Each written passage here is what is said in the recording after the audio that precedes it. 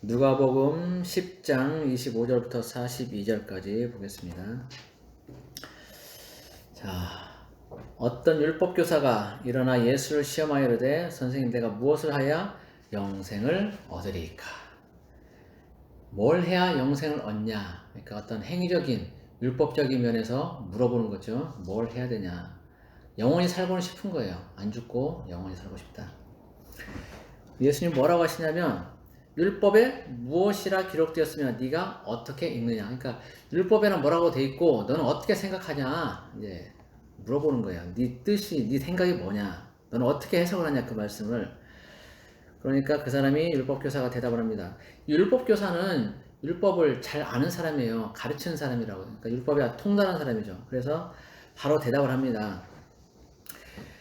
네 마음을 다하며 목숨을 다하며 힘을 다하며 뜻을 다하여 주 너의 하나님을 사랑하고 또한 네 이웃을 네 자신같이 사랑하라 하였나이다. 그 구약에 있는 율법을 다 이렇게 딱 요약을 해가지고 이 사람이 얘기를 해주는 거예요. 창세기부터 말라기까지 있는 그 내용을 딱 집약을 해가지고 이겁니다라고 얘기를 하는 거예요. 그러니까 똑똑한 사람이지 이렇게 딱 한 번에 해낼 수 있는 거는. 이 사람은 성경 전체를 관통하고 있는 사람이에요. 그래서 잘 알죠. 그 예수님이 이 사람에 대해서 네 대답이 옳다. 그러니까 그대로 행하라. 그러면 살리라 그랬어요. 그러니까 이 하나님의 말씀, 하나님을 사랑하고 이웃을 사랑하는 이것을 행한다면 네가 영생을 얻게 된다. 이렇게 말씀하세요.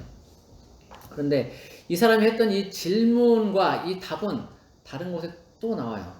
누가복음 18장 보세요. 누가복음 18장. 누가복음 18장 18절.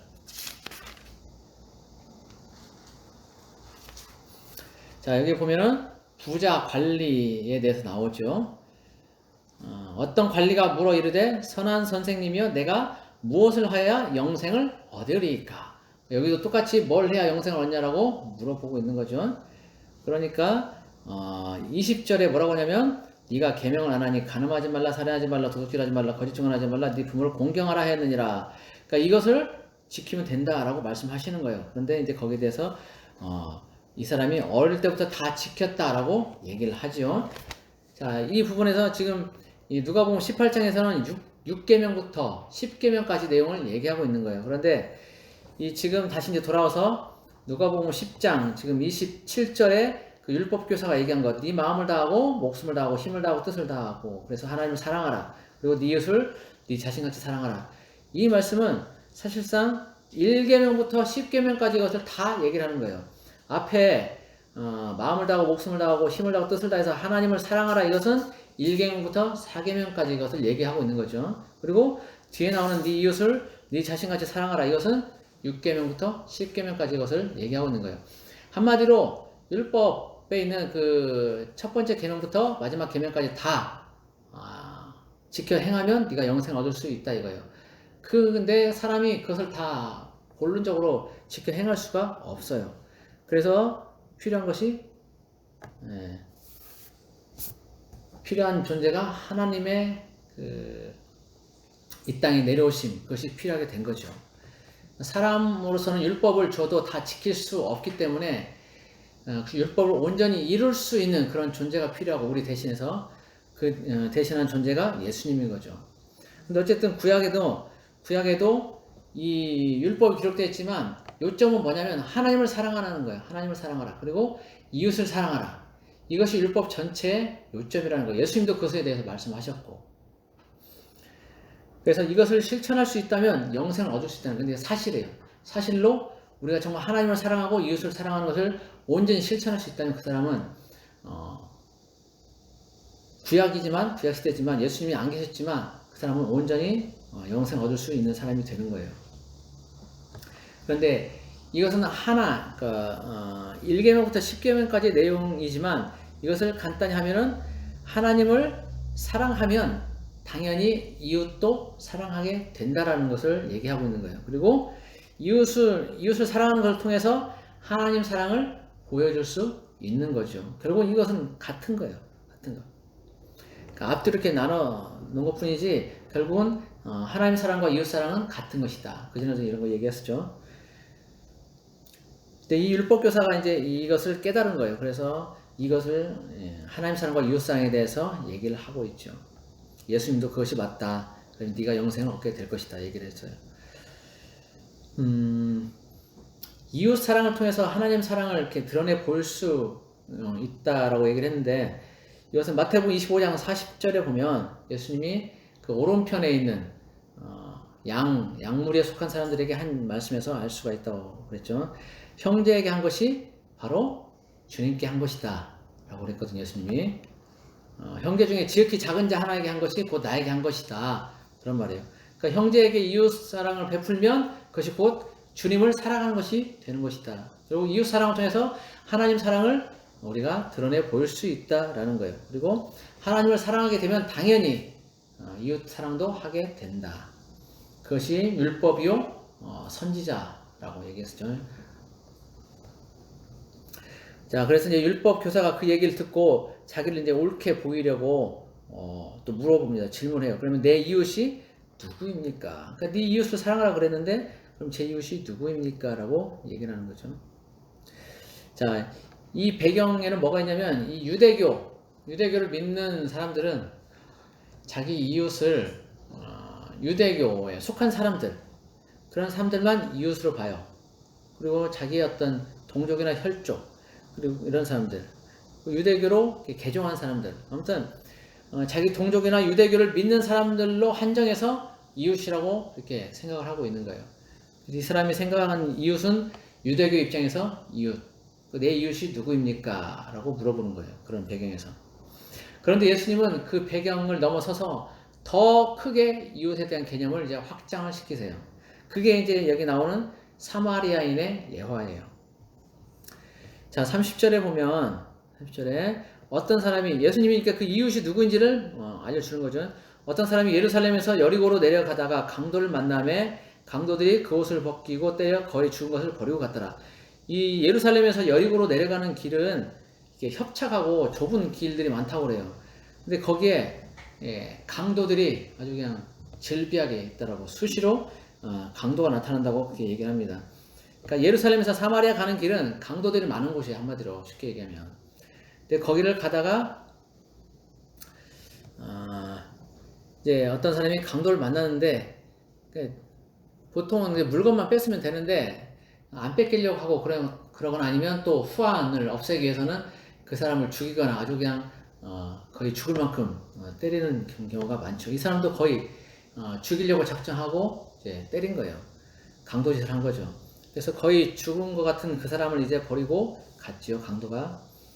마침 한 제사장이 그 길로 내려가다가 그를 보고 피하여 지나가고, 이 제사장은 하나님과 사람 사이에 중재자 역할을 하는 사람이잖아요. 제사를 지내는 사람. 그래서 이런 사람들은 사체나 부정한 것을 만지면 이제 일주일 동안 부정하게 되기 때문에 이 죽은 사람 곁에는 가까이 안 가려고 하는 거예요. 이 사람이 죽었다고 생각하고 안 움직이니까 그냥 나는 내 일을 해야지 하면서 그 사람하고는 좀 멀리 떨어져서 이렇게 돌아가는 겁니다. 그러니까 제사장이 자기는 부정하지 않으려고 이웃을 돌보지 않은 거예요. 겉으로 보면 하나님의 율법을 지키려고 그렇게 한 것처럼 보이죠. 근데 정반대 결과가 나온 거예요. 이웃사랑, 하나님의 말씀은 온통 하나님 사랑과 이웃사랑에 집중되어 있는데 이 제사장은 율법은 지킨다고 말하면서도 정작 하나님 말씀하시는 이웃사랑은 지키지 않은 거예요. 그러니까 역설이죠. 그리고 또 그와 비슷한 사람, 32절에 한 레위인도 그곳에 이르러 그를 보고 피하여 지나가되, 이 사람도, 레위인은 이 제사장을 도와서 제사 업무를 하는 사람들이에요. 그리고 성전 기구를 관리하는 사람들, 이 사람들도 역시 성전을 통해서 먹고 사는 사람들이고 제사와 관련되어 있는 사람들이, 율법에 이 사람들도 능통한 사람들이고 역시 피해 가는 거죠. 이 사람들도 이웃사랑 알지만 실천하지 않은 거예요. 그러니까 이 율법 교사가 볼 때는 이 제사장과 레위인은 이웃인 거예요. 이웃. 유대교 사람들이기 때문에 이웃이에요. 이들이. 근데 예수님은 이 사람들이 이웃이 아니다. 그러니까 유대교에 있는 사람들이 이웃이 아니고 정말 하나님의 뜻을 실천한 사람, 그 사람들이 이웃이다라고 말씀을 하시는 거예요. 그게 이제 33절. 자, 어떤 사마리아 사람은 여행하는 중 거기 이르러, 거기 이르러 그를 보고 불쌍히 여겨. 이 사람이 이제 엄청 많이 맞아가지고 죽은 것 같이 돼 있는 거예요. 그래서 가서 이 사람이 죽었나 살았나 확인해보고 이제 해서 호흡이 있으니까 이 사람을 이제 살리려고 하는 거죠. 불쌍히 여기서 가까이 가서 기름과 포도주를 그 상처에 붓고, 기름과 포도주 약으로 쓰였던 거죠. 예전에는. 불쌍히 여겼다. 불쌍히 여기서 기름과 포도주를 그 상처에 붓고, 이 말은 불쌍히 여겼다는 말은 정말 진심으로 마음에서 우러나와서 그 사람을 동정하는 거예요. 그 사람 입장에서 정말 안타깝게 여기고 그 사람을 보살펴 주는 겁니다. 그래서 기름과 포도주, 이것도 사실 자기가 써야 되는 거예요. 여행 다니면서. 근데 그걸 그 사람을 위해서 쓰는 거죠. 그리고 상처에 붓고 싸매고 자기 짐승에 태워 주막으로 데려가서 돌보아주니라. 자기 짐승에 태워, 여분 짐승이 있었는지 모르겠어요. 그러나 만약 여분 짐승이었고 자기만 혼자 타는 그런 짐승이었다면 그 짐승에 그 사람을 태우고 자기는 걸어가는 상황인 거예요. 그만큼 이 사람은 다른 사람을 위해서 모든 걸 희생하고 있는 거죠.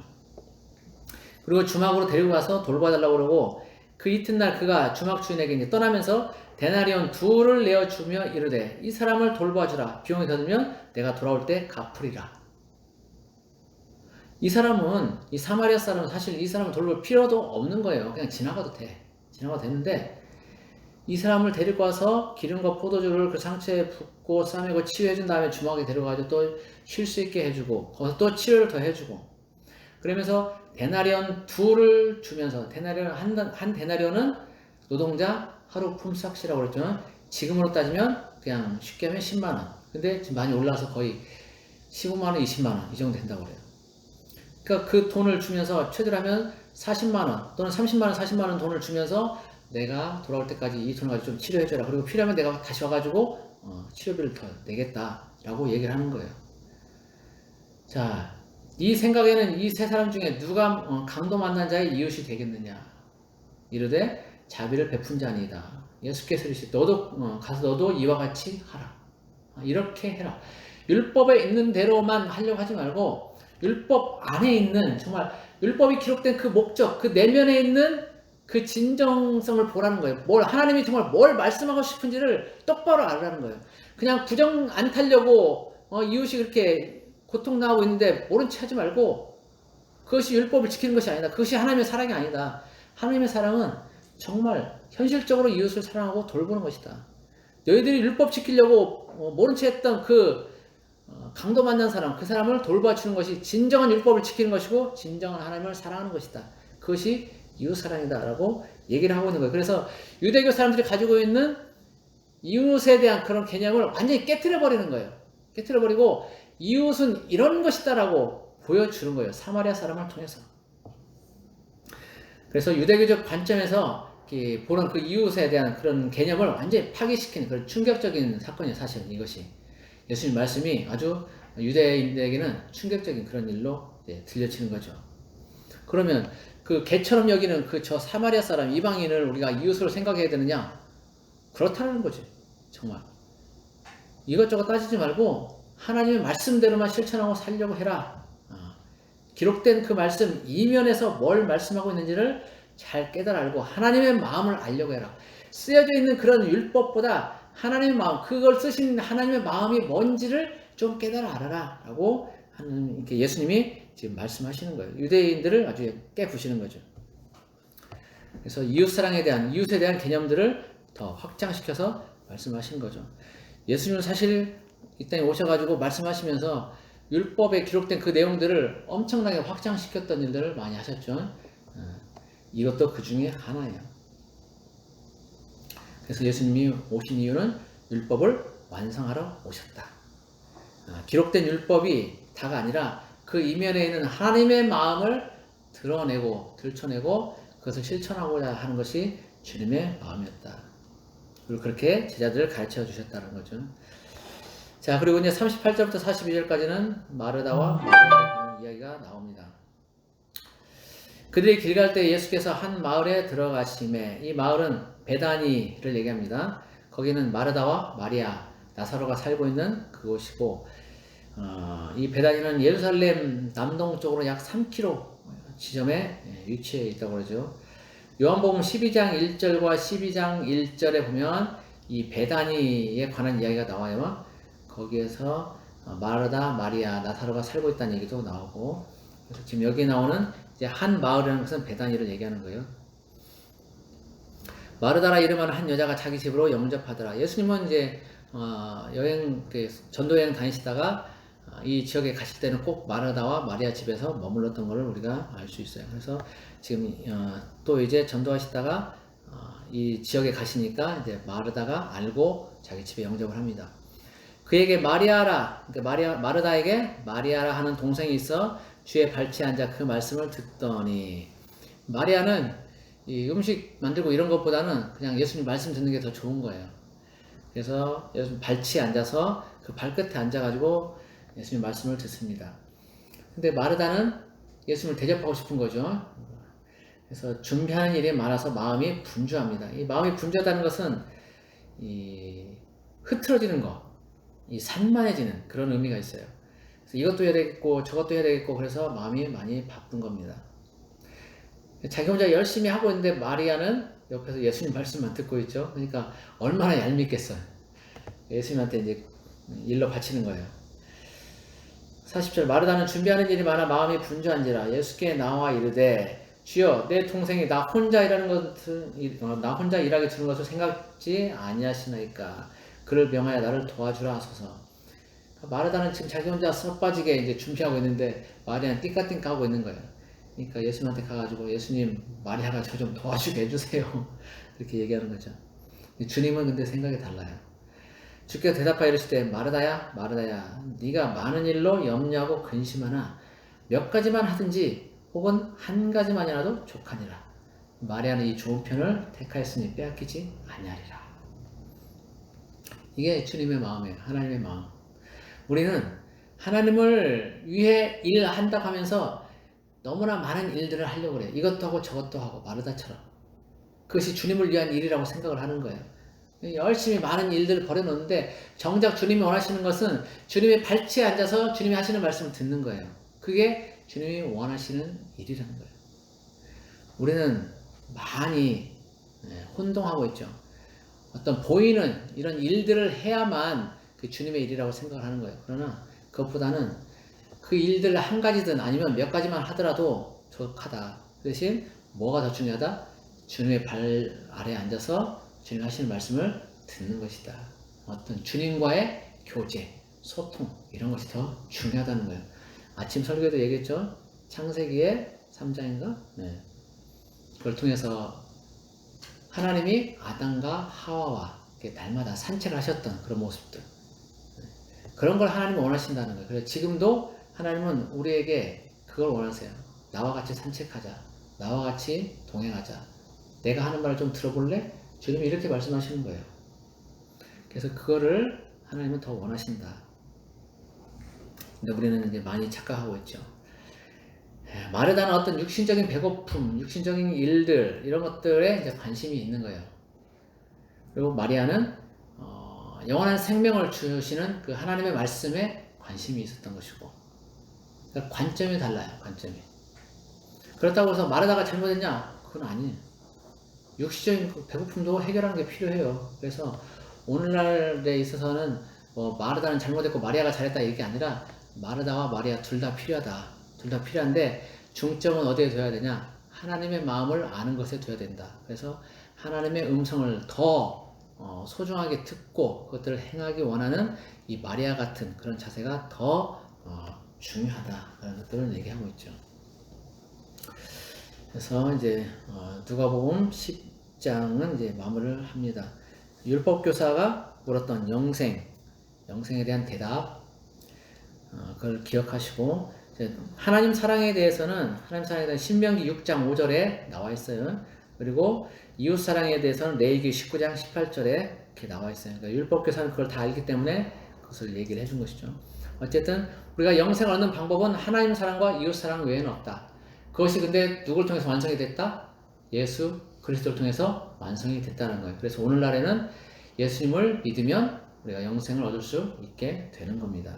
잘 기억하시고, 또 마르다의 행함도 필요하고, 그러나 마리아의 그 영생을 주시는 하나님의 말씀 듣는 것, 그것도 필요하다. 그것이 더 어쩌면 소중하다라는 것들을 깨닫고 여러분들 삶에서 적용하시고 여러분의 것으로 만드시기 바랍니다.